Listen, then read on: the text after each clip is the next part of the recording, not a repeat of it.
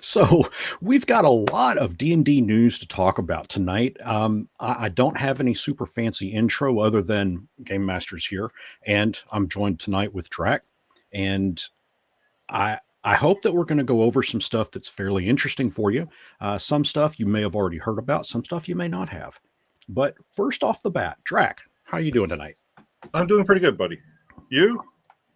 I cannot complain. If I did complain, it wouldn't do me any good. Nobody listens to us anyway, so it's right. Yeah. Exactly. So right off the bat, I do want to share with everybody exactly what we're going to be going over. These are the news topics for tonight, right? We're going to talk about Eberron. We're going to talk about the possibility of a Dragonlance TV show that's coming out, or I say that's coming out, that might be coming out. I'm going to show you all some evidence that supports that. We're going to talk about Forgotten Realms Heroes of Faerun. We're going to talk about Forgotten Realms Adventures of Faerun. We're going to talk about some 8 subclasses. I'm going to share with you where you can find a free Dungeons & Dragons adventure. We're going to talk about Project Sigil and some other news. And we are joined by a third. How goes it, Zai? Is it Zai or Z? Both work. Both work. Good enough. Because, hey, I'm prone to saying Sigil just as much as I'm prone to saying Sigil. So, or Sigil. So, Z, Zai, Z. Yeah. With that said, I want to welcome everybody that's in the chat. Z, I want to welcome you to the show tonight. And I want to welcome everybody that's in the chat. Let's see if I can. Oops, ran out of table. Yeah, that always happens. I'm going to let a few folks have their chat there. Hey, I'm all covered up with my words. So here's what we're going to do. We are going to hide those topics, and we are going to go first into what we're talking about right now is Eberron's delay. Now, you may be asking, but Brian, this whole thing with Eberron and its delay, we've known about that since what, back in July. Well, the reason why I'm wanting to talk about it today is if we take a look, and this is over on the D&D Beyond website, right?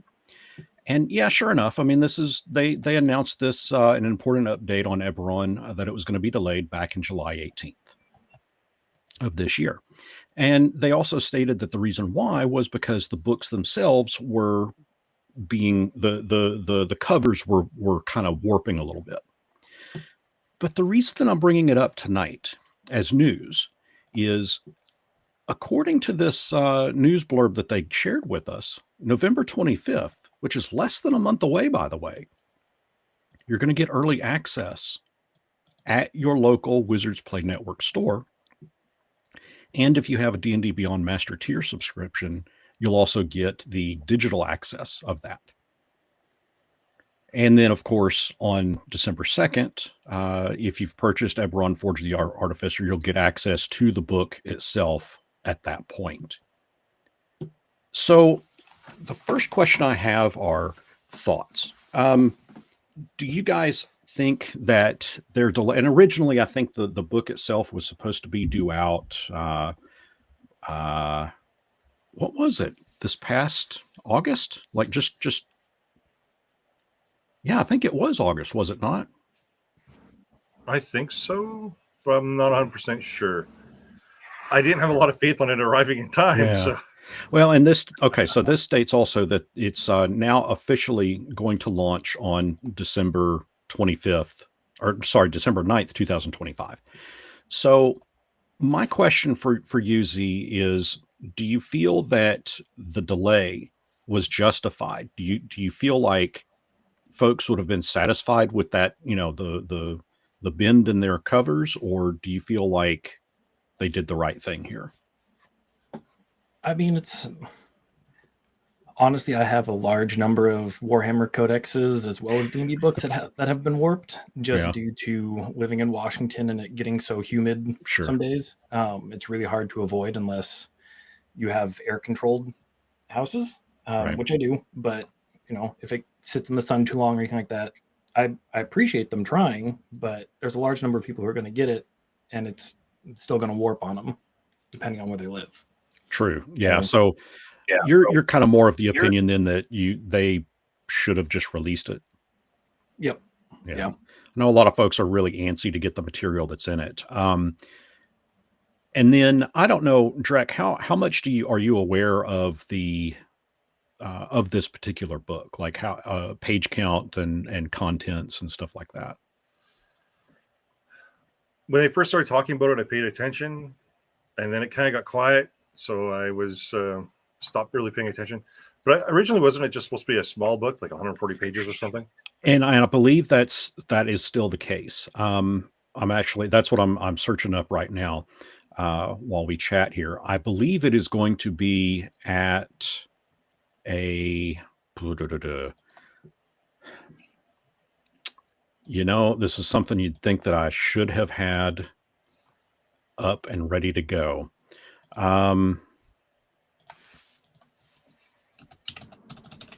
See if I can find it here. Okay, quick overview. All right. So according to this is going to be a 112-page expansion to unlock your Workshop of the Arcane. So yeah, about 112 pages. So it's not going to be a very thick book. The price is $40. That's for the ultimate bundle. Now, if you want to get just the physical, that's going to set you back $30. I think that's an okay price for a hardback. I mean, it's again 112 pages. The digital version, if you want, that's going to cost you $20. And again, this is all in US dollars, so your mileage may vary depending on if you're somewhere else.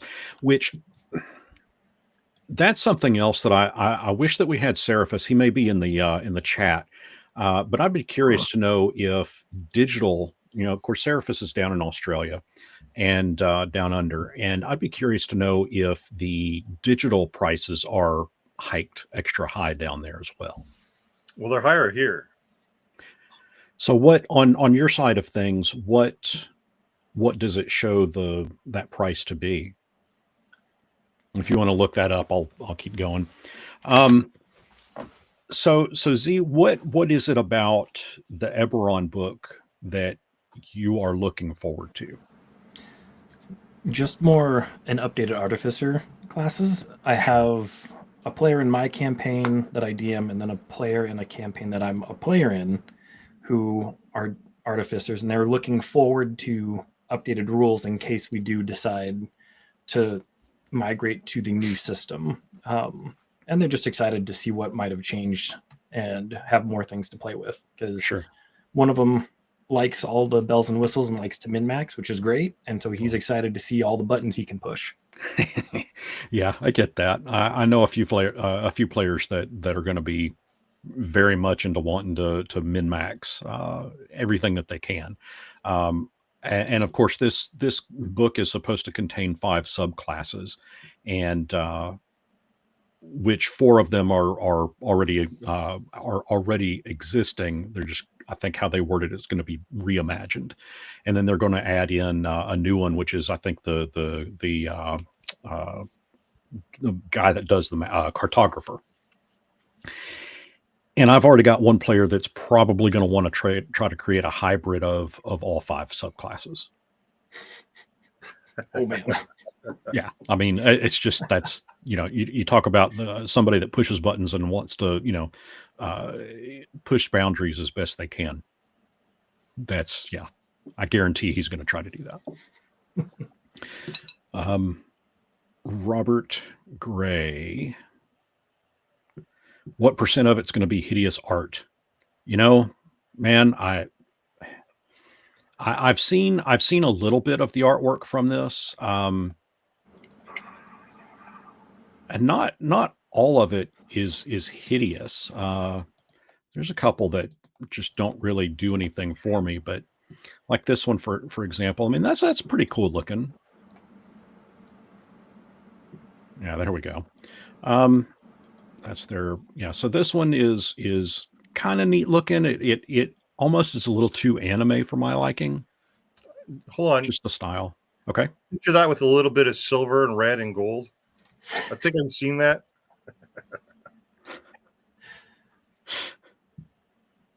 That is how I pitched one of the players who thought about playing an artificer in my campaign. I was like, "Did you want it? Do you want to be Iron Man? Yeah, I got a class for you." Yeah. Well, I mean, and take a look at this artwork. I mean, that's exactly what's happening here. I mean, all the little pieces are all flying together to attach to him. I mean, that's pure Iron Man. I did the exact, I looped the player in for the exact same sort of idea to sell the artificer class. So, yeah. I mean, hey, if it works, it works. This one's kind of okay.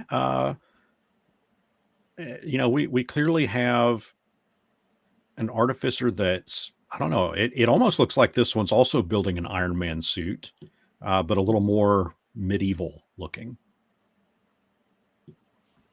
I don't have anything wrong with I don't see anything wrong with that art. This one, this would clearly be the cartographer, right? I mean, I can see her sitting there. These are that part right there definitely looks like a map of some sort.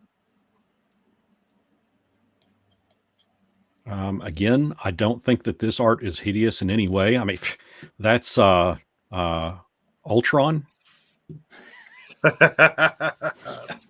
I mean, if anything, I would say that the artwork's a little absurd, only from a Marvel superhero standpoint. I mean, it's like, gosh, guys. It does. It's very reminiscent for me of Mobius. Yeah. And the French comic book artist. Yeah. Very stylized, which I believe the cartoon Scavenger's Reign was kind of stylized after. Is very cool. And some of this art, it just reminds me of that style, which I think is pretty cool. Yeah. This one reminds me of something out of like World of Warcraft, like Dalaran, maybe, the big flying. I don't know if anybody here has played Warcraft, but it's got that big flying city, Dalaran.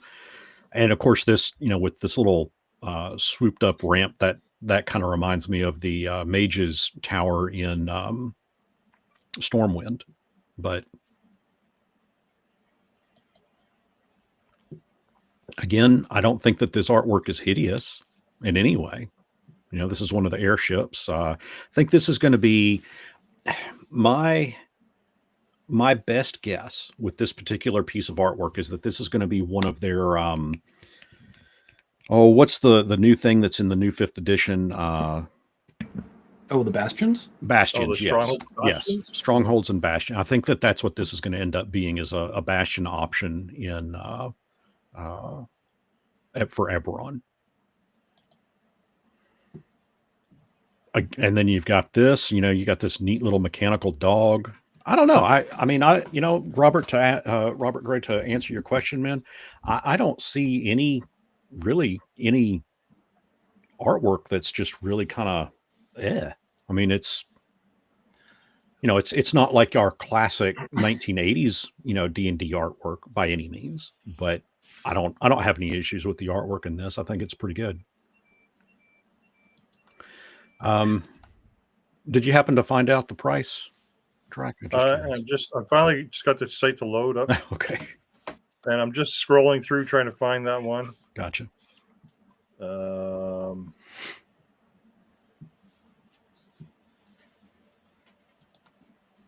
That last image with the dog just made me think of cyber mastiffs from Warhammer 40K. It's like that could be a terrifying thing to have in a party. And that would be a kind of neat thing is to see almost a blending. And I think that Eberron would be the setting to do this, but to almost see a blending of fantasy and hardcore science fiction. I mean, the Artificer just it shakes hands with that line very well. And I know if Seraphis were around, he'd probably say, yeah, I mean, you could easily do that. Although he'd probably try to talk us into playing that kind of thing out through the cipher system. But, hey. we're talking D&D tonight. Well, yeah. So anyway, that's the news on Eberron. If you do happen to find that pricing, Drac, let us know, and we'll. I don't see the Eberron one in the non-US. But oh, you know what? Realms is here, and so's the Heroes of Faerun. So okay. Well, we'll ironically. Oh, actually, we're not going to get to that just yet. The next on our list is the Dragonlance TV show. I say this, So and I let's got it. see.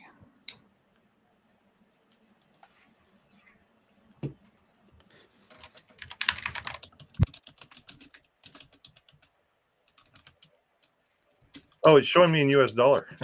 So that's still not helping any. But yeah. So, okay. So to transition over to Dragonlance. So we had kind of a neat thing drop earlier this week. And this is, I guess I would almost consider this to be more of a breaking news at this point, except I am a couple of days behind on actually discussing it.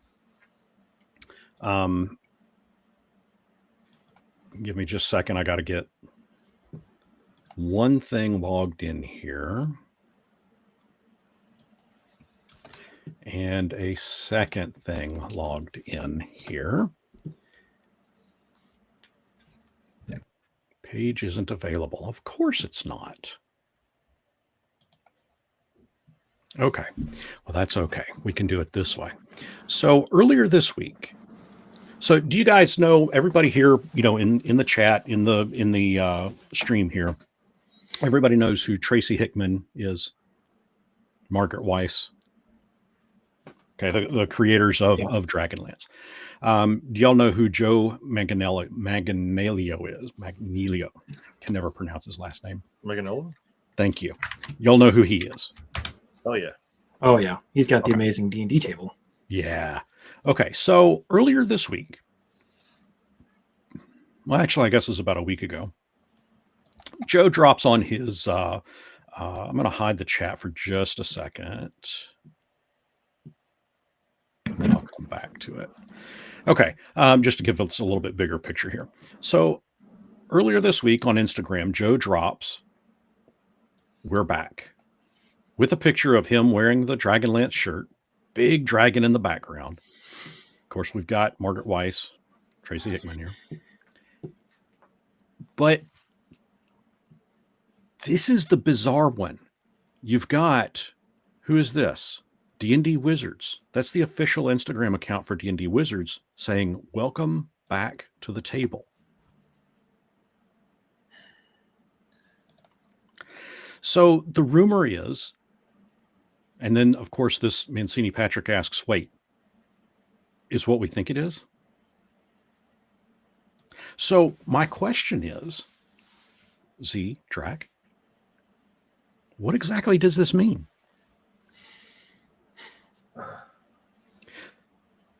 Campaign setting, potentially TV, a better book than the last one that was.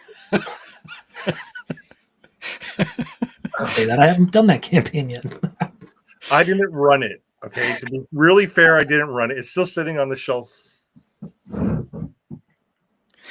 So, okay, so several, I guess I want to say maybe a year and a half, maybe almost 2 years ago, it came out that Joe was working on a Dungeons and Dragons TV show.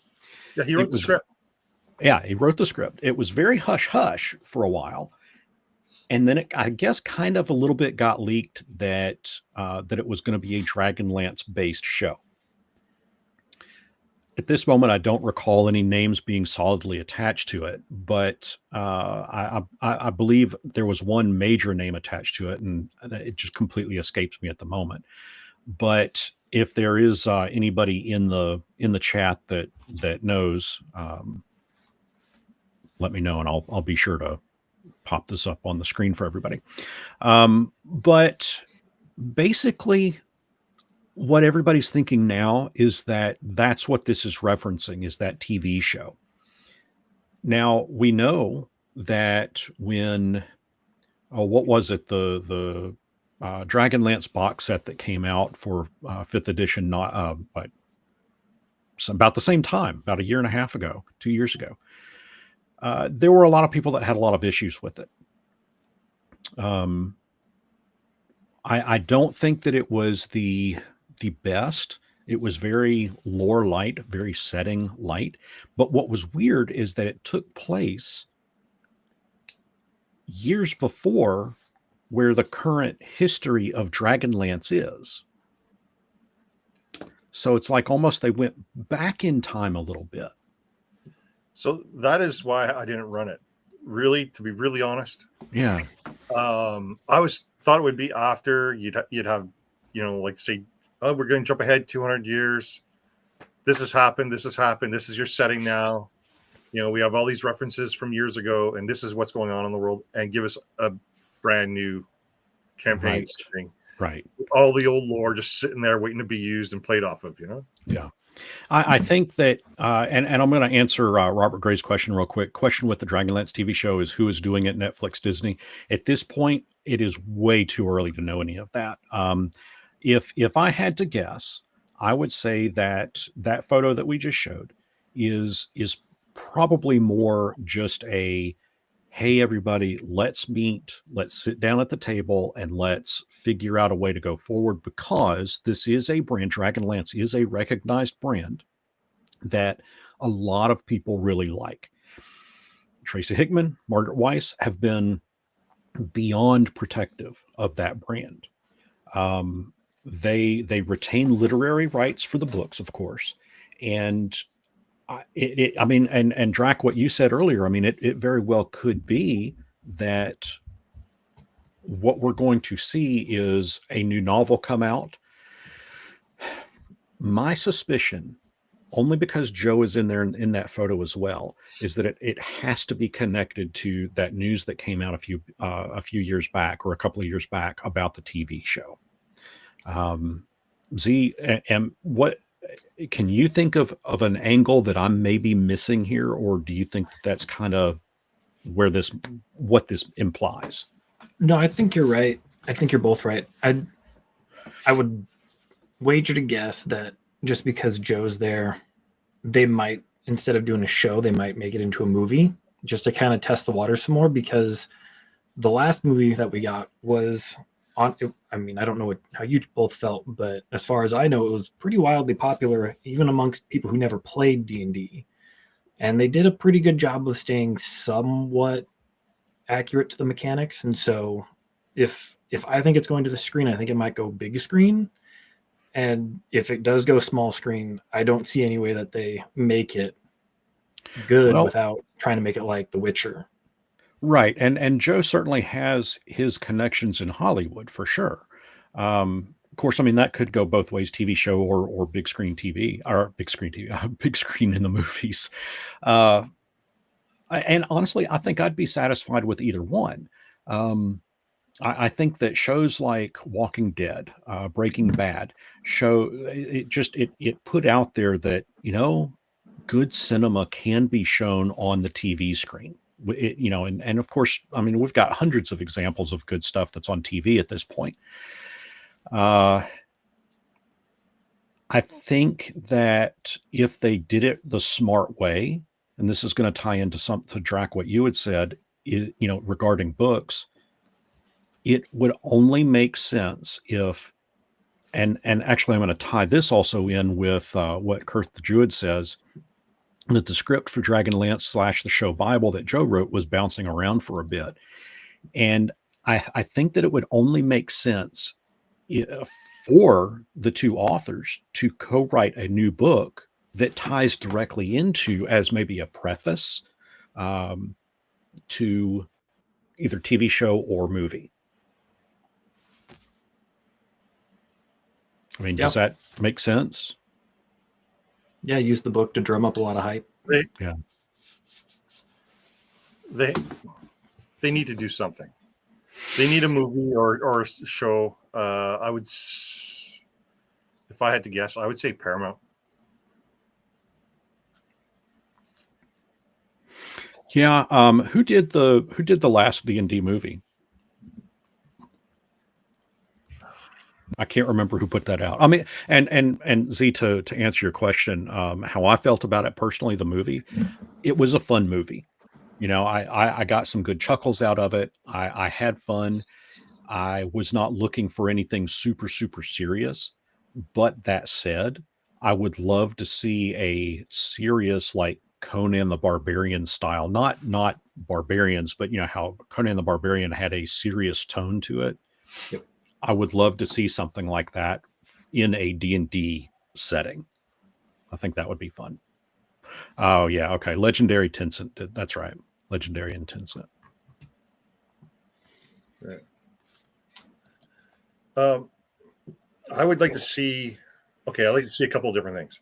I want a fun movie that I can take my nieces and nephews to and introduce them. Well, some of them play already. Like I bought them books by the time they were 9. Cool, yeah. Right. But I'd like to see something that's for general population, that's fun and funny, and you know, you can go at regardless of age and enjoy it. And then I would like to see something good and fucking violent. Right.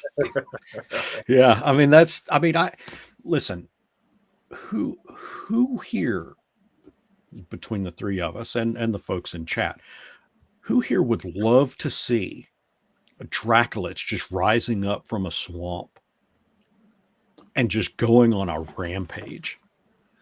And I don't mean like cartoony, you know, goofy stuff. I mean like just balls to the wall, hardcore magic and sorcery.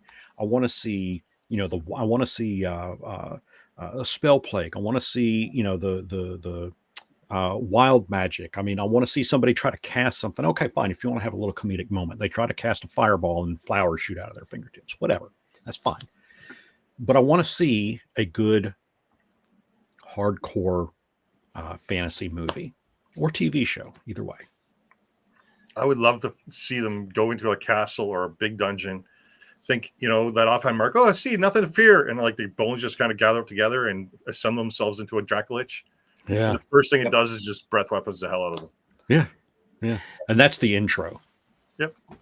And then Dungeons and Dragons pops up.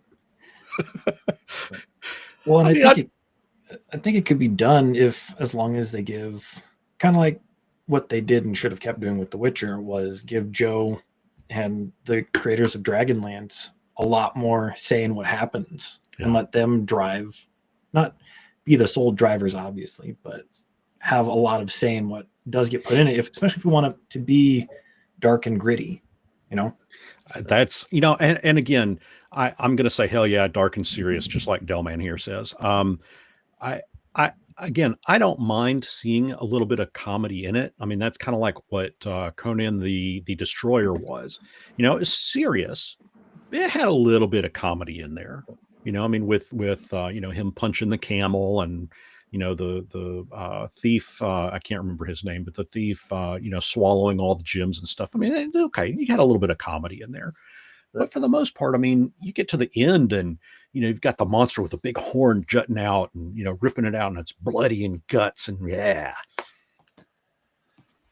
Anyway. I would also be okay with a really good animated movie. I am less so into that, but I would rather see, if Joe's going to be involved in it, I'd rather see like in the flesh. I would like to see Joe act in it.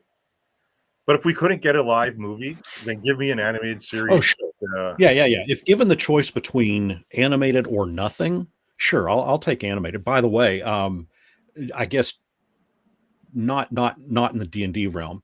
Was it called Killer of Killers, the Predator animated movie? Yes. Yeah. That was pretty good. Well, and if they did do animated, I know Joe's really good friends with, and I know some people are like, ugh, but he's really good friends with the cast of Critical Role, so that they'd have a deep roster of voice actors that they could pull from that could draw a lot of people to the box office for an animated movie. Okay, so on to other news. Forgotten Realms Hero. Did you have something else to add? Yeah. Joe was in campaign 1 with Critical Role. He was. And campaign 1, that's right, he was playing his Arcane character, who, you know, that's right. Who has the hand of Vecna. Yeah, and a follower of Tahikis or Tiamat, depending on how you want to view it. Yeah. He's, so if they were going to do it animated, I would love to see his Minotaur companion and his turtle, they're his generals under his army, That's a good Easter egg anyway, yeah. Oh yeah, that would be amazing. Yeah. But in campaign 1, they had a lot of other guest voices, actors, voice actors and stuff. Right. And even if they just went through that roster of that Rolodex of people, that's a lot of, there's 20 of them right there. Yeah. So that's going to be my theory as to what that particular photo means with him wearing his Dragonlance shirt. It's got to be, especially with the two authors of Dragonlance. Come on. It's Dragonlance related. So, So moving on from one setting to another, we're going to now check out some news from the Forgotten Realms. And for that, I'm going to cruise over to our D&D Beyond. So we've got a few things that have popped up here on D&D Beyond lately.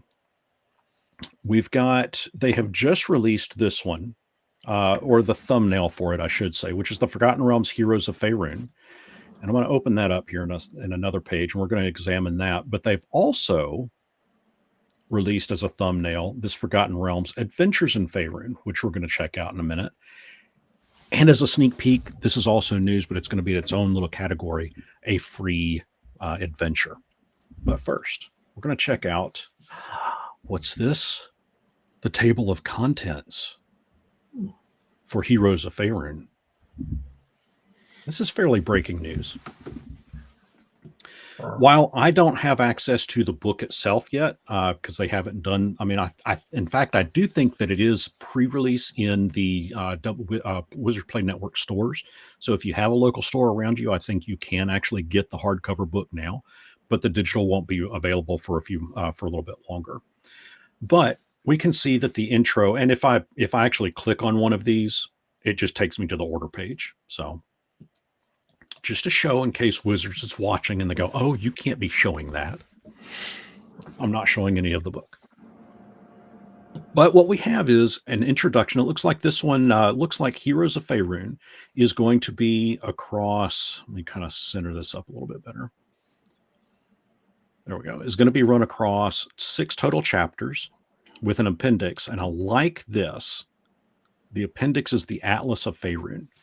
So Z and Drac, how big of a fan of Forgotten Realms are both of you guys? A lot more since BG3. I was really excited when I saw Karlach was going to be in the book. It's like, oh boy. I really liked it in the 90s. Yes. Well, you guys know me. That was the very first D&D box set setting that I ever purchased, was the Forgotten Realms Gray box set. Same. And when the Savage Frontier one, the little white one, and with the and when I opened that thing up, it had those 3 books in it. It had the little clear plastic sheets to put over the map so you could see, how far everything was. Huge maps. Wow.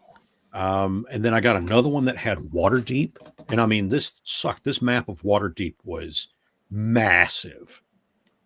And massive.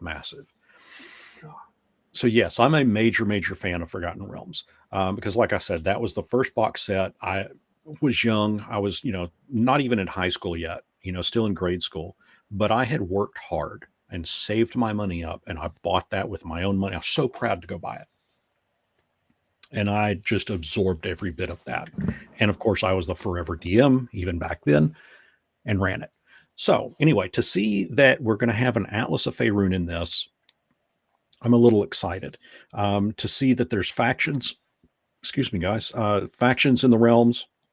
It talks about the Zentarum, the Red Wizards, the Purple Dragon Knights, the Harpers, the Emerald Enclave.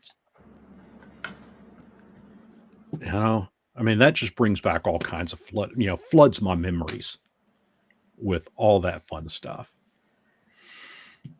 We've got The intro is Welcome to Faerun. So I'm assuming that it's just going to be a blurb in the book that talks about, what Forgotten Realms is. Faerun, by the way, is the name of the planet that Forgotten Realms takes place on. Kind of like damn it. Had I not started saying it. Kryn, thank you, is the name of the planet that's in Dragonlance. We get character options. So the subclasses are going to be College of the Moon, Knowledge Domain for clerics, Banneret for a fighter. Interesting. Oath of the Noble Genies for paladin. Winter Walker for ranger. Scion of the Three for rogues. That is that one looks interesting. Yeah, and well, like I said, that's gonna be kind of its own little thing too that we're gonna take a look at news wise as the subclasses. We're gonna take a look at these in a little bit more in depth because I have some breaking news on this stuff, and then the Blade Singer for wizard, which Blade Singer's been around, but still. It's going to be kind of fun. And then we'll have backgrounds, feats, origin feats, general feats, and epic boon feats. How time works in the realms. That's going to be one that I'm really curious to see if they have the calendar listed. That was always one thing that I really liked about the original books is they had a full-on calendar each month broken down, as well as the various holidays that they celebrated. And I'm really curious to see if that got translated up to 5th edition. And they had different calendars. You could use Dale Reckoning or... Right. Yeah, DR. Yeah. Currency, adventurers, regions of the realms, regions and languages. Man, so me and a friend, this is how serious we got to it. They had, what were the different runes that they had in there? You had... was it Darthok? Wasn't Dethic or something? Yeah, Dethic. And I can't even remember the name of them. But that we used to write letters back and forth to each other in using those runes. That takes forever. I wrote magical items and script up in door scripts for my characters, my players way back when. And it took me like all evening to write like a sentence. Hey, Writing listen, sucks. Listen, when you have an hour's long worth of detention, you got to pass the time somehow. That's all I can say. But this level of care that's going into this book, this is stuff that I loved from getting 3.5 books. All like you said, the calendar, and it shows holidays, currency, how all this breaks down. This is the kind of stuff that I love in the older books. Yeah. That you don't get that often in the newer stuff because they're just whatever. Yeah, and I really, really hope that this does it justice. I really do. So we've got, it also goes through and shows the gods of Faerun,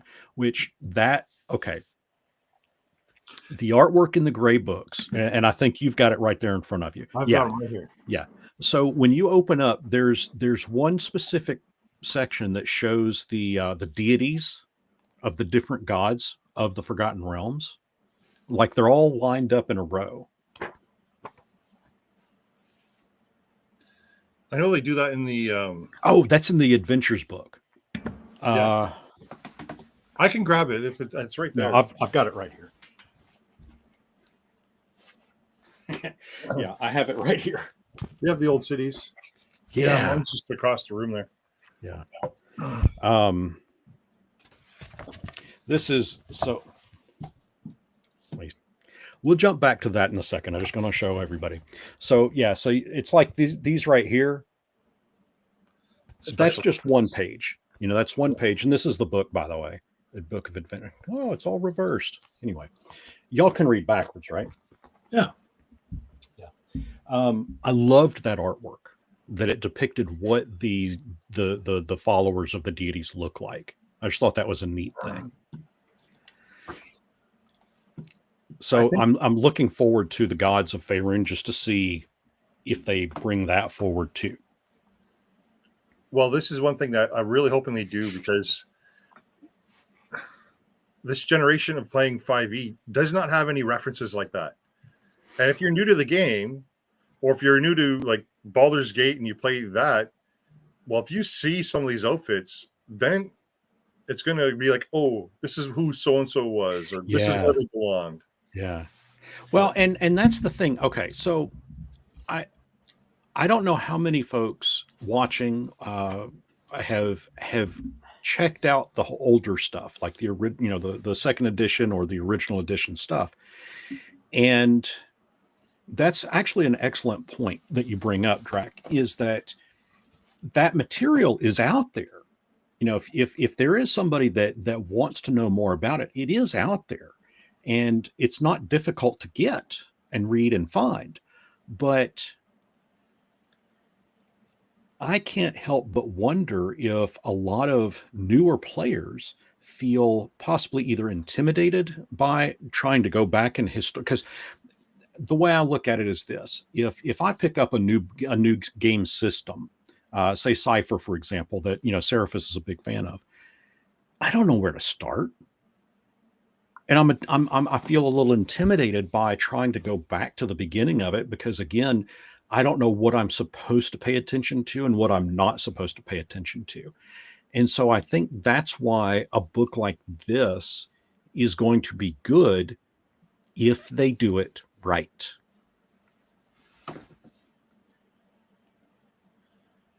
Yeah, I mean, this book is kind of what Tal'Dorei Reborn is from Darrington Press. It doesn't have... it has smaller adventures in it, but it's everything you need to make a framework and tell you this is the realm. Run with scissors and have fun. Yeah, because it gives you, like you said, the gods and just all of this information as a great starting point. So I think this is...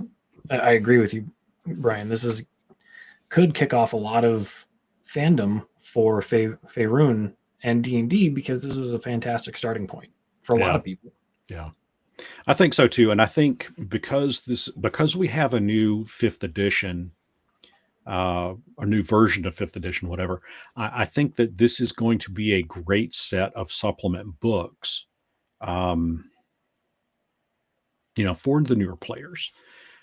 Again, I really hope that they do it justice. But everything that I've seen so far kind of indicates that, they are doing it justice. And then, of course, we've got this is, and why I say that, you've got the Magic of Faerun, and it specifically talks about the weave.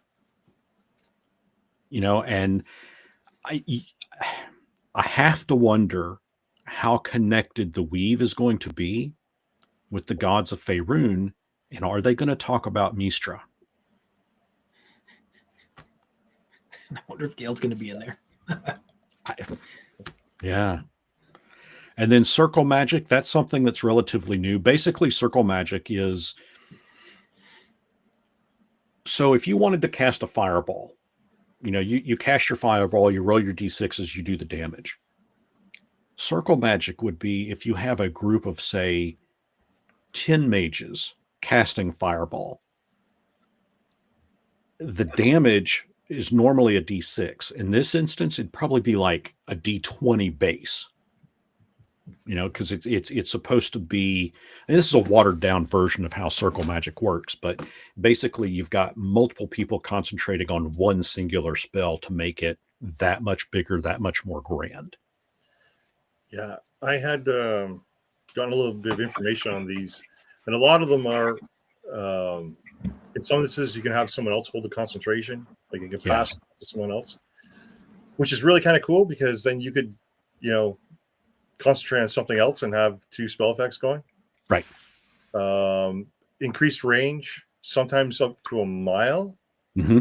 Like, that's pretty wild. Yeah. Circle magic is a means to turn spells into even bigger war crimes. Can you imagine? I'm going to shoot a fireball up to a mile away. There goes Ted the farmer. Yeah, there goes Ted the farmer. So I'm looking forward to that. Then you have the factions of the realms. We kind of talked about this a moment ago. You know, you've got the Cult of the Dragon, Emerald Enclave, the Harpers. These guys are all, you know, base character or base factions that have always been in the realms, and I'm looking forward to see how they, you know, what they do. The biggest thing that I'm looking for in this book specifically is this right here, Time in the Realms. I really am curious to see what year this all is going to be taking place. Like, where in the timeline is it? Where is Baldur's Gate 3? I don't know. I think Baldur's Gate 3 takes place, I think it's like 100 years after BG, the original game. And the only reason Minsk survives that long is because he's petrified. Okay. And then the events of whatever happened, he is unpetrified and then taken over by the cult for the BBEGs. And so Bob Gnarly, great name by the way, Sir Ed Greenwood is the greatest human not named Gary. So I want to take a look at, speaking of, see, it doesn't even let me look at the credits. That's disappointing. I tried to click the credits because I really wanted to give the folks that worked on this, you know, some love. Unfortunately, I can't get there. Okay, I really think that they need to honor him in that. Well, I wonder if he's had, and that would be one of my big questions is, has he had any input whatsoever on it? I kind of lean towards probably not, but you never know. So it looks like, go ahead. Well, just reading the comment here, 1492. Yeah. I imagine that this book will be shortly thereafter because they're going to build on those BG3 characters. Oh, of course. Yeah. And we already know that one of the digital supplements is the vampire. I can't remember his name, but the vampire that you can either fight in the game or have as a party member in the game. So second to Heroes, of course, there's going to be 2 Forgotten Realms books coming out at the same time. So second to Heroes of Faerun is Forgotten Realms, Adventures in Faerun. And to take a look at the cover art, we've got this. And I've got I know that there's a few folks that are not too keen on the artwork of this. Again, I don't necessarily have any issues with it. You've got, you know, your folks up here that are in the other cover of the book, but anyway, so with this we have, see if I can fit it all on screen. I'll have to scroll around a little bit because there's a lot in this book. So this is going to be the one that's mostly for the Dungeon Master, as it's little bits of I think it's like 50 plus like ideas for adventures to run in the Forgotten Realms. And I'll show you all an example of one in here in just a little bit, but it shows you, of course, how to use the book, you know, creating epic fantasy, epic destinies, realms lore. That's a big one I'm curious about. And then it lists out all of the adventures that you get in each corresponding area. So the Dale Lands, for example, you get all of these. You get the Dale Lands Gazette here. Then you have Icewind Dale, Calamshan. Or is that just like locations and their information? It's a bit of both. It's a bit of both, and I'll show you what I mean in a minute. The Moonshae Isles, which anybody that knows the Forgotten Realms should be familiar with. Moonshae Isles, that was a big setting area in the novels. Of course, you've got Baldur's Gate. Moonshae Isles were the first novels they produced after, right? Yeah, the Avatar series. Yeah. So the Avatar series was kind of a crossover between D&D and AD&D. Yeah, storyline wise. The Moonshae Isles with there was the 6 books, initially 3, and then they came up with 3 that followed up And they were set like 20 years later or whatever. Yeah, it was, let's see, you had Curse of the Azure Bonds, but the Moonshine Isles was the Avatar trilogy, and then which dealt with Midnight, Kelemvor, Cyric. No, that was Time of Troubles. That's right. That's right. Sorry, it's been 40 years. It's been a while. I mean, these two books combined just it seems like they're trying to re-kickstart some good fandom and get a lot of just giving players and forever DMs a really good scaffolding framework to launch more interest in the Forgotten Realms and Dungeons and Dragons. So Bob Gnarly has it unlocked. I assume you did a pre-order, Bob. The only question I have, and I don't want to get too deep into it because we still have a lot more news to cover, and I was really going to try to cap this off at an hour. We're going to be running a little long tonight, guys. But Bob, the only question I have is, just as a general observation of it, what is your overall view of the two books? Is it a definite thumbs up? Is it mediocre? Is it a, man, why did I waste my money on this? Let me know. And I'll, of course I'll broadcast that out, because I have a feeling I know the answer already, but I'd like to get just another opinion on it and see. And then the other thing you get is the Atlas of Faerun, the Bestiary, Monsters by Region, and this is the cool part. Now, it's not a huge amount of monsters, okay? I mean, you get all of these right here. It's not a huge amount. It's not a monster manual, but you get some monsters that are very close to, that pretty much originated in Forgotten Realms. What I don't see is,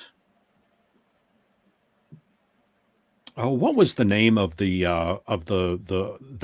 main Dracolich that was in Forgotten Realms? There's a picture of him in one of the books. Yeah, I know who you're talking about. Yeah, I can't remember his name though. Yeah, and I don't see him listed here, but I'd be curious to see if he's actually somewhere in the. I'd recognize the name if I saw it. I just don't see it.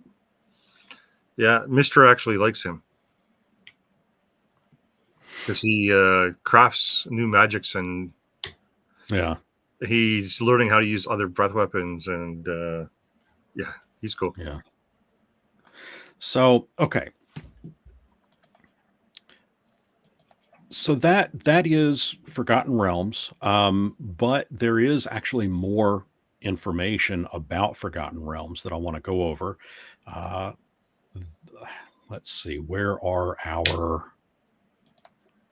we at next? That would be Heroes Adventures, the Subclasses.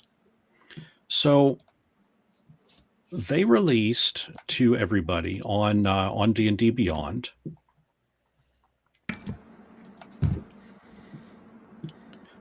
Let me jump over to, there we go. Currently using Forgotten Realms 8 subclasses revealed. So we just kind of saw the names of each of these in the first Forgotten Realms book. But here we have College of the Moon, Knowledge Domain, Banneret, Oath of the Noble Genies, Winterwalker, Scion of the Three, Spellfire, Sorcery, Blade Singer. Anybody that wants to see this, all you got to do is go to D&D Beyond, and it's one of the articles that they have. It's, in fact, I think it's the second from the newest article. But to take a look at them, you've got College of the Moon, and it doesn't go into super, super depth, right? I mean, this is just kind of an overview. But the things that I want to look at, one is the artwork. I think that's a pretty cool piece of artwork. But it also goes into kind of what the College of the Moon Bard is. The highlights, you get the Moonbeam spell, which is a silvery beam of pale light that shines down on a 5-foot radius. Creatures have to make a Constitution saving throw. Otherwise, they take 2d10 radiant damage. If the creature is shapeshifted, it reverts back to its true form and can't shapeshift until it leaves the cylinder. Higher level slots mean that it increases the damage by 1d10 for each slot above each spell slot level above 2. I've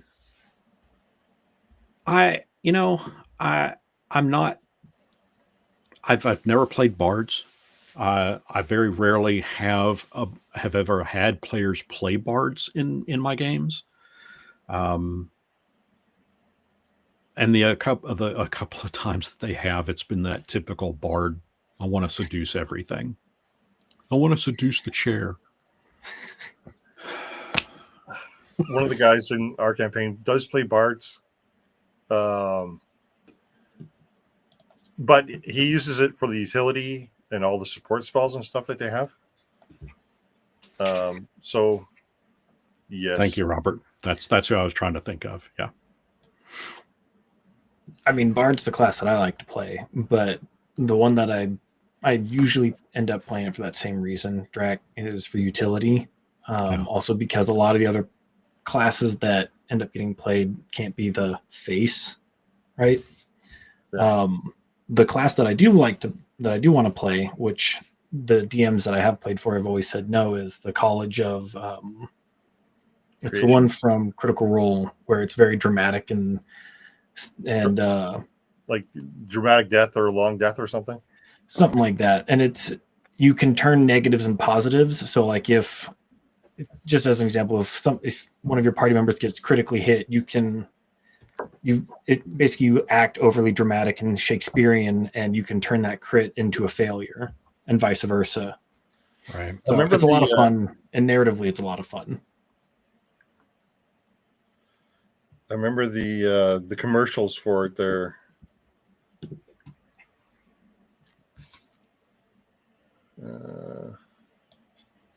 College of Tragedy. That's it. Yep.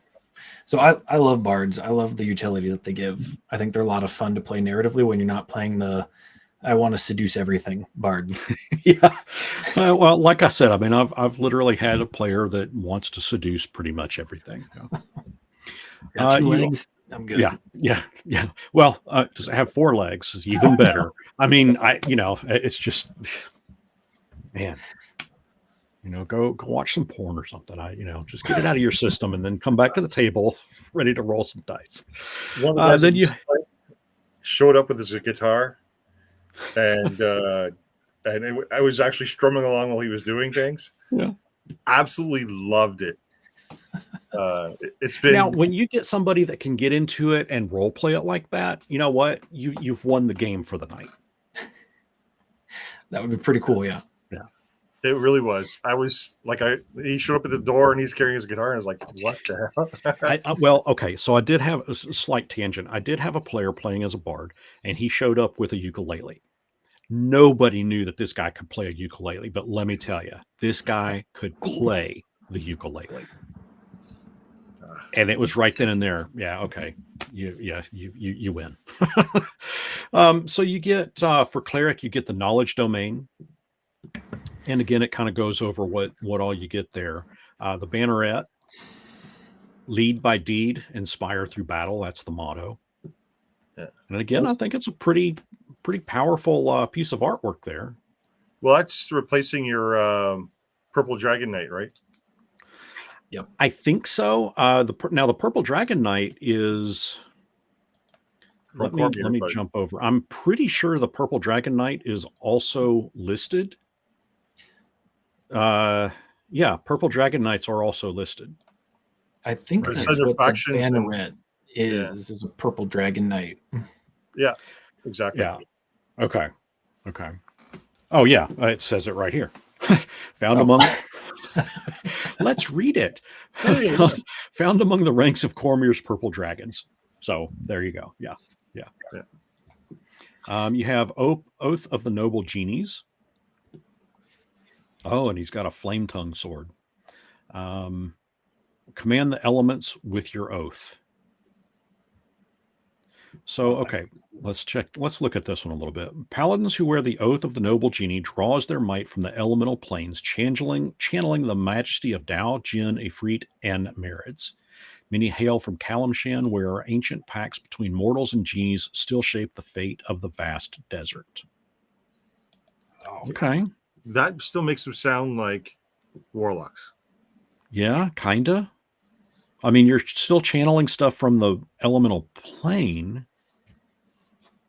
That sounds dope. Ancient pacts. That just screams warlock to me. Yeah, I mean, okay, so you're going to call upon the power of 4 types of genies, grasping foes with earth and might, vanishing in a swirl of wind, unleashing cascading fire, or summoning waves that scatter their enemies. Isn't there a warlock subclass for genies? Mm-hmm. Yeah. And that may be what it is that's sounding so familiar with it. This does look really cool, though. Like, I would play one. I would try one. Yeah. Yeah. You've got the Winter Walker, probably not from, not the winter zombies from Game of Thrones, but maybe at least partially inspired by. Can I snowboard? Because if I can, I'm all in. Look at that. Hey, well, look at the artwork. I mean, dude is clearly snowboarding on his shield. I mean, and you can only snowboard provided that it's your shield. I'm okay with that. Legend of Zelda taught me that you just need to bring a lot of shields. Yeah, just bring a lot of shields. Bring a lot of them. Lube it up like Clark Griswold does in Christmas Vacation. Yeah. You get, I don't know, you're going to get some kind of bonus to speed there. Sweet. Scion of the 3, which is for Rogue. Again, a pretty sweet graphic. Strike Terror from the Shadows. Yeah, so, okay. Scions of the 3 are rogues bound to 3 malevolent Faerunian gods. Bane, a god of tyranny. Baal, a god of violence and murder. And Merkel, a god of death. Nah. I want to know how close or if... Okay, here's another question for Bob Gnarly. Okay, Bob. Is there any mention of Cyric in the books? I am curious about that specifically. I have a question about that. The last subclass. How does one play a good character or neutral character if you're a scion of one of the 3? I know. So, okay. So some scions embrace their patron willingly, revealing in divine cruelty, while others are cursed into service, their souls chained to lethal purpose. Last one makes sense, but yeah, that's a tough one. Strike Fear feature gives them okay. I mean, it's all about twisting their victim, terror into opportunity.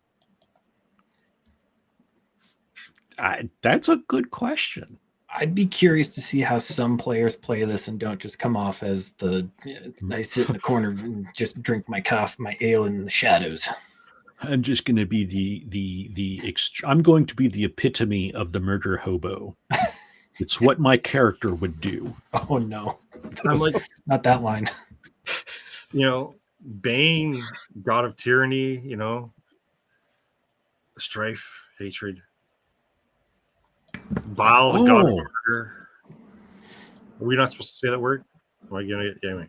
No. I didn't notice this. Kurth is asking, is the ranger wearing a Ramirez hide armor? And I think so. That looks so cool. I mean, it really does look like it to me. That's harvesting and crafting at its best, man. Yeah. Like Robert Edgelord class. You're not wrong. Yeah, you're not wrong. Spellfire sorcery for the sorcerer. Let's see. These sorcerers are rare souls touched by the raw essence of magic, the weave. And again, I want to know how closely Mystra is attached to this. Spellfire sorcerers embody unfiltered arcane energy. Spells crack with radiant heat, healing light. Did you guys ever play the Spellfire card game? Yeah. I still have so many of those, and they're completely worthless at this point. I spent so much money on cards, it's ridiculous. Yeah, that's where I give up on cards. Yeah, me too. No more Magic, no more nothing. Blade Singer. Yeah, we've seen Blade Singers before. So, okay, here's my thing that's bugging me about this a little bit. Okay. 5.5 or 6th edition. I tend to call it 6th. Sure. Backwards compatible, right? So supposedly, yeah. Yeah, be able to use all the other subclasses. Yeah. But they've once again gone and given us the same old subclasses, just with a little bit of tweaking. It's how I understand it is, and I get exactly where you're coming from. On one hand, I feel like they're just repurposing old material. Like how much of the new stuff in 6th edition came directly from like Tasha's Cauldron of Everything or Beholder Guide to Xanthars. Yeah, Xanthar's Guide. Yeah. How much of that was repurposed from those books that we're now getting in this new edition? Quite a bit, actually. But the key there is repurposed. And so they're bringing stuff to a clarified. I kind of look at this as, okay, so you had Dungeons and Dragons. Then you had Advanced Dungeons and Dragons. Then you had Advanced Dungeons and Dragons 2nd edition. I almost kind of feel like this 5th edition, this new 5th edition, is kind of Dungeons and Dragons, Advanced Dungeons and Dragons, like 2nd edition. Yeah, it feels like we just went from 1st to 2nd again. Right. That's kind of how I see it. And a lot of the stuff that was in the original 2014 book, and rule set is getting moved into this 2nd edition, 5th edition. I don't know. We got to come up with some word to call it. Anyway, 6th edition, whatever, 5.5, whatever you want to call it. That's how I kind of see it. Anyway. And so anyway, this kind of gives everybody an overview of the different subclasses that are found in the heroes under the character options for the Forgotten Realms Heroes of Faerun book. So of those, Z, which one are you kind of leaning towards as being well, this sounds kind of interesting? Oh, I'd play the Ranger. The Ranger? I know Rangers aren't great, but if I can snowboard, yeah. Sure. I'm gonna try. Sure. Drac, what about you? The Spellfire, just because Spellfire, and I love the books.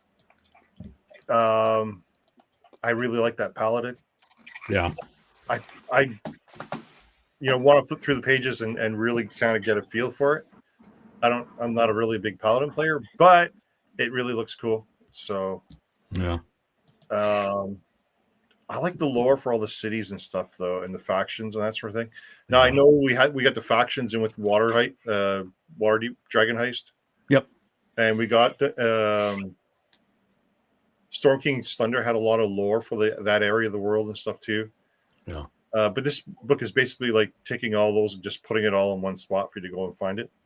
That's kind of how I feel like it is too. It's kind of indexing the information, if you will, consolidating it. So our next topic of news is we've gotten through Forgotten Realms Heroes. We've gotten through the adventures. We've gotten through the 8 subclasses. Now it's time to check out the free adventure. So if we jump back for a moment to this Forgotten Realms, the table of contents for Adventures in Faerun, you'll note that each one of these, not each one, but most of these are, so this is the adventures. This is the list of adventures right here. Whoops, went down too far. So this is the list of adventures right here. The one we're going to look at is called the Tenebrous Stone. So jumping back over here to D&D Beyond, if you want this, all you have to do is jump into your D&D Beyond account, and you scroll down to the Adventures section and go to the very last bit. And it's going to be just before Forgotten Realms Adventures in Faerun, but it'll be right here. Forgotten Realms, Tenebrous Stone. And if you click on it, I've already done it, but you can activate it. And I guess evidently wait several minutes while it tries to load. See if I can trick it. You know, didn't we have some issues with D&D Beyond last week as well, trying to do something? I'm sure it's a figment of our imagination. They never have problems with the server. Everything runs smoothly and loads properly every single time. So anyway, this is the Tenebrous Stone. I'm not going to spoil. In fact, I guess it's a good thing that it's not loading because I don't want to spoil. See, here's what it is. This is the adventure. You're playing in a white snowscape. No, actually, I don't want to give away the details of this in case anybody's actually going to run it. So I guess it's good that it's not loading because I would have accidentally spoiled it for everybody. But if you want the free adventure, you can easily get it right there. And it is based in the new book. So if you have the new book or have access to it, the adventure is going to be listed in there anyway. Now, Project Sigil. This is one that had promise. Project Sigil was going to be. What's the best way to describe this, Z? It was going to be a kill switch for Roll20. Yeah, pretty much. That's exactly what WotC was wanting to do. So WotC was going to try to put together their own VTT, their own virtual tabletop system program. They saw, I'm sure that they probably saw things like Roll20 and any of the other VTTs as direct competition, not in terms of what you do there, but in terms of, hey, open up your wallet. I need some money. Give me your money. They saw that as competition. They wanted the money. So they put together the lofty goal of creating their own VTT. They really went all in and sold the concept to a lot of people. I got in on the beta of it. It was cool. What they had developed was cool. It was definitely nowhere close to being finished, and it was not as grand at that point. It was not as grand as some of your other VTTs that were out there. But it was a very neat and seamless way to play the content that you had on D&D Beyond without having to go to another VTT and repurchase that same material again. That's one thing that they really had going for it. The graphics were great. You know, there's a lot of stuff that you could do with it, a lot of stuff. But I guess they felt that it was just costing too much money to keep it going. So earlier this week, they made the announcement that it's done. Yeah, 5 days ago they announced that it was done. A lot of people are going to say that, hey, that's a great thing, you know, that they did that. I don't think I really have an opinion on that one way or the other. Did either one of you guys ever check it out or research it at all? I looked into some videos on it. I mean, it looked, pretty cool. The concept was great, and I was very excited if they actually got the 3D aspect of it to work like Virtual Tabletop Simulator. Right. And if they had like all the cool spell effects and everything in there that they marketed, I mean, if they got that, I mean, that would have been a really cool virtual tabletop to play your campaigns in. But I can't say that I'm surprised after what happened not too long ago with Sigil and D&D Beyond's VTT that they're shutting down now. Yeah, and Sigil, you'll notice I'm kind of trolling a little bit because I'm going to call it Sigil. Yeah. Kurt the Druid states that Sigil was built by former Microsoft Xbox WotC hired, and now that the former CEO is gone, Sigil is dead and now in all D&D Beyond maps. D&D Beyond maps, I kind of like it. I mean, it's quick and dirty. It's kind of not super frill, but it's okay to kind of goof around with and build some maps in and stuff and encounters. I'm still not a big fan of D&D Beyond, like the whole digital aspect. Case in point, this is one of the reasons why. Hey, guess what? If the three of us and everybody in chat, we've got 12 people in the chat, if all of us were sitting down playing right now through D&D Beyond, this is what our game would look like.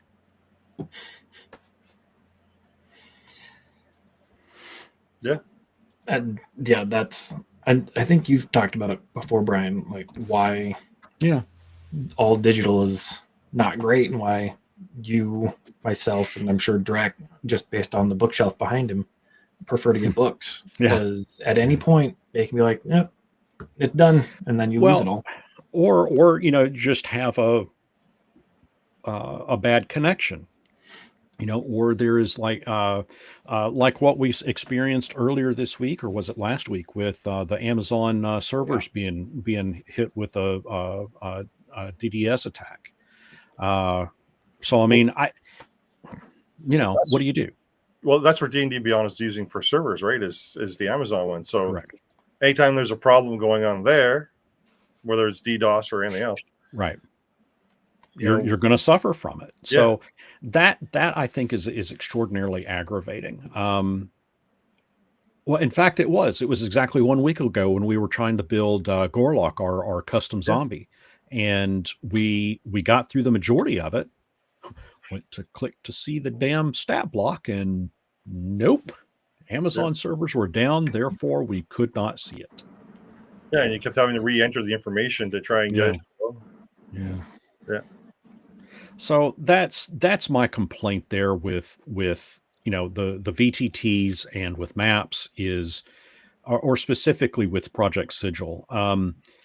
That's always going to be a risk, But if we're sitting down at my table, given it would be impossible for the three of us, or the 9 people that are now in chat, it would be impossible for us to all sit down physically in person and play just because of the distance. I mean, you're up in Canada, Z. I'm not sure exactly where you're at, but you're not here in my hometown. That's my point.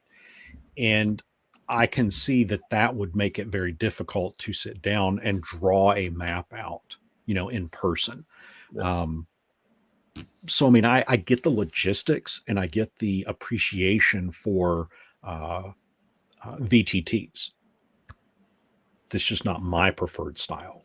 But again, everybody else's mileage may vary. Yeah, we one of the other guys is DMing right now because we have 2 people that moved 8 hours away. It's a little far to commute, so we're there's a bunch of us sitting around a table, and then we've got a couple people that are using a VTT to play, and we have multiple screens going so we can look at each other and chat with each other and make the usual fools of ourselves and have yeah. Which, I mean, hey, look at what we're doing right now. I mean, I'm regularly making a fool out of myself. Yeah, I've just jumped into their Discord, the D&D Beyond Discord, and yeah, there's several people that are encountering the 504 error right now. So it's not just me. Oh, thank goodness. I didn't piss them off. Not yet. So anyway, that's pretty much all of the D&D news that I have that's out there. There's a few other things out there that let me rephrase. I'm sure that there are a few other things out there that I have not covered or that we have not covered tonight. But it's stuff that I haven't researched completely, so I'm not 100% in the know of it. So that's why I haven't brought anything up. But if anybody, if either of you guys know anything, well, hey, let's share it.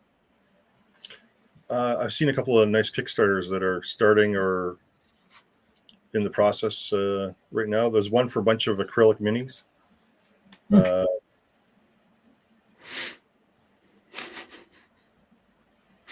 At Seraphis, yeah. And so on Sundays we do we do his live show, which is Talking Drek, and yeah, I get stupid silly. I think 2 Sundays ago I sat there and wore a Jason mask for about an hour. I didn't say a word. Yeah, I've subscribed to his channel. I have to check out his videos. So.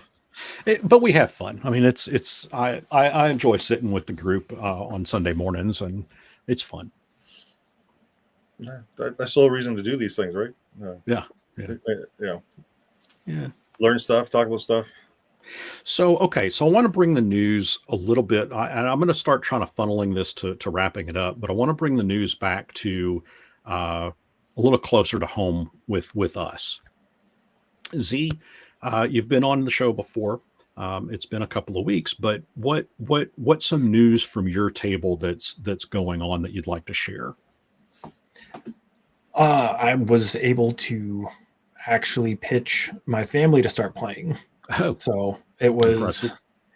I was just watching a clip of Critical Role when Laura got the Nat 20 for the Gods of Exandria to become mortal, and my dad was listening, and he grew up as a theater kid, never played, and he thought that was interesting, and so I explained, and he and my mom decided, sure, we'll play. And then I got my brother, sister-in-law, and my daughter into it. And so that's the news campaign that I've started.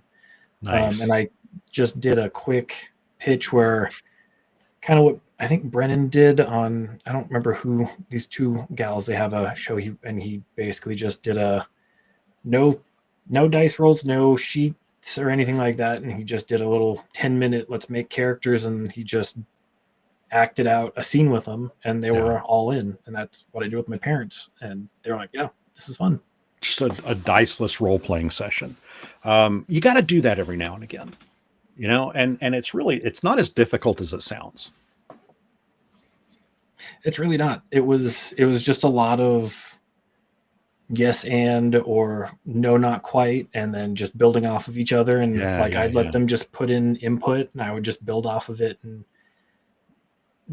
damned be the rules. I just let them have fun for that little 20-minute session that we did. Exactly. That way they could kind of get the hang of it really quick before we actually dove into the rules later on. And that's rock and roll, man. I mean, that's honestly that those kind of sessions are a lot of fun. I know for me as a DM, I learn a lot about my players when we do something like that, and I'll use that against them. If you guys know what I mean.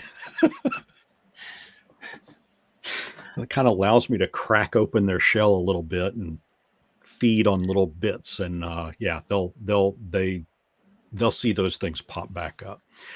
Drac, what about you? What's some news? I know we last convened here a week ago.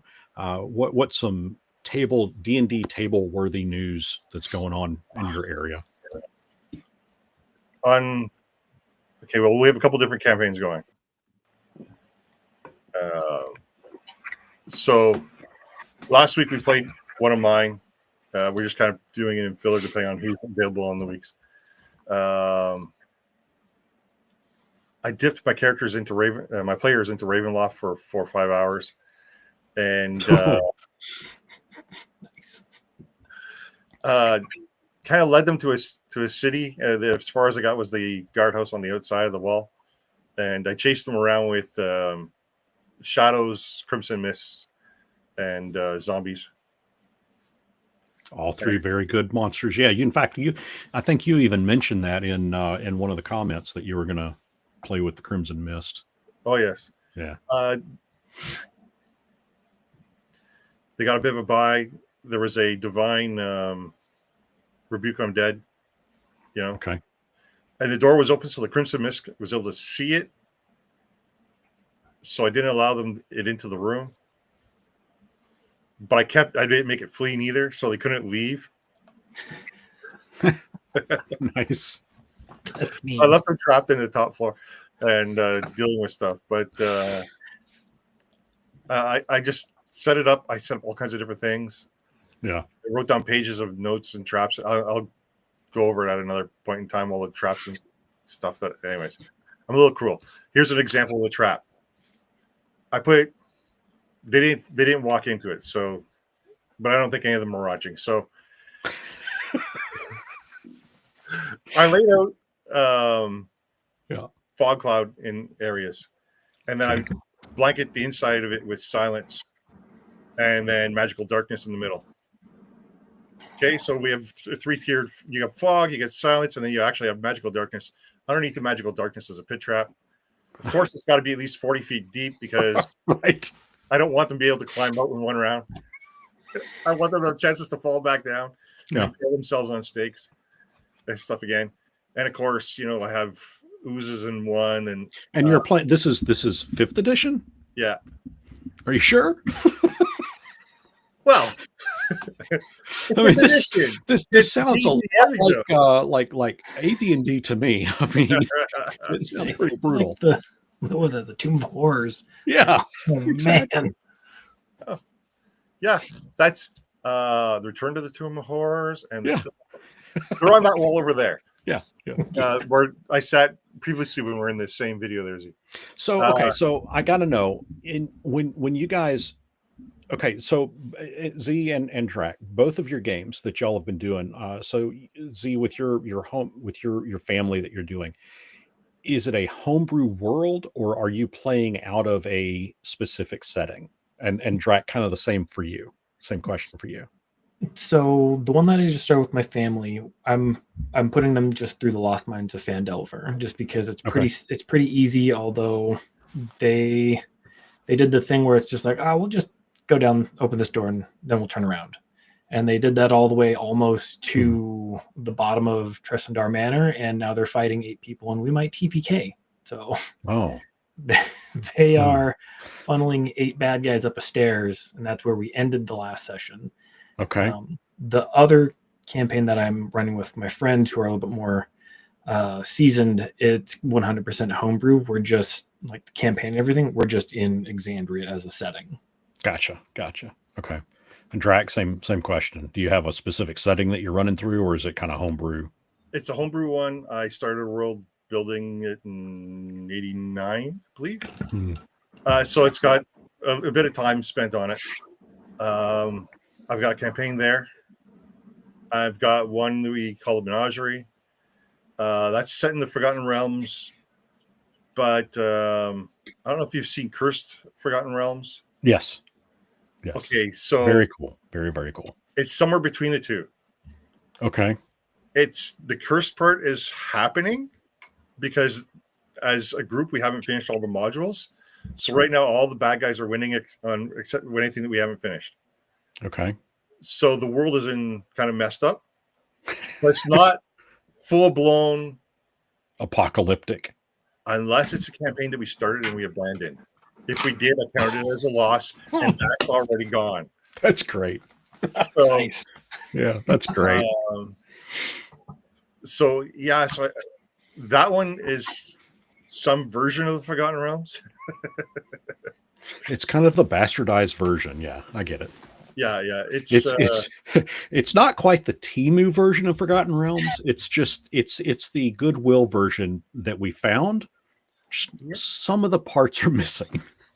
Well, it just might happen to be that I've been writing my own material for a while, so I have some of that thrown in. Yeah, I have a little bit of the play style of learning with original AD&D first edition and second edition. Some of that play stuff just kind of came forward a little bit. Well, yeah, it bleeds into it. I get it. Yeah, because I've been DMing a long time, and there's some of that old stuff, like just designing traps that are so much more murderful. I get it. Yeah, I get it. Well, guys, I want to thank everybody for joining tonight. I hope that you learned something. I certainly did. I hope that the news was worthy enough to keep you all entertained. And I definitely want to thank my co-host Drac and Z for joining in tonight. Always a pleasure. I look forward to doing this every week. And yeah, I'm going to do this. I think that's my commitment, is to do this every Wednesday evening. It's just fun, and I don't know. I'm having fun. I'm getting stuff out of it, and hope everybody else is as well. Drac, do you have any final parting words for everybody? Well, this episode cost me money because now I have to go buy those books. Yeah, I get it. But my usual, guys, keep rolling dice, keep having fun. Yeah. Z, any last words? May all your rolls be nat ones. Ooh. Oh, yeah, because you guys are DMs, so you can. That's what my players like me as a DM. I get low rolls. I get it. They steal everything. Mm-hmm. My mercy on players. I'm afraid of my rolling. Yeah. And I also want to thank all the folks in the chat that have jumped in. I'll give y'all a quick shout out too. I thank everybody for jumping in and asking questions and just having fun. And that's kind of the whole point of everything, is to just sit here and have fun. So guys, until next our paths cross, may you not forget why you're in the Forgotten Realms. Now, we can do better than that. Until next our paths cross. Oh, okay. Until next our paths cross, if you're a player, may all of your rolls be nat 20s. Huh?